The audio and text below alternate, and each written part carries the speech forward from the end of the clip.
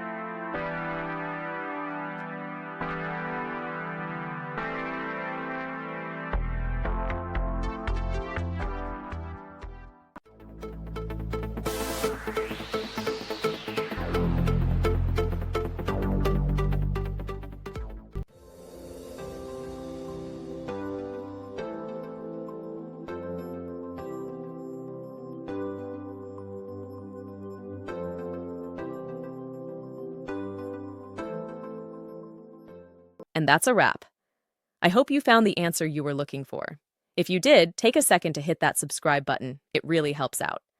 And let me know in the comments which solution worked best for you. See you next time in the debug zone.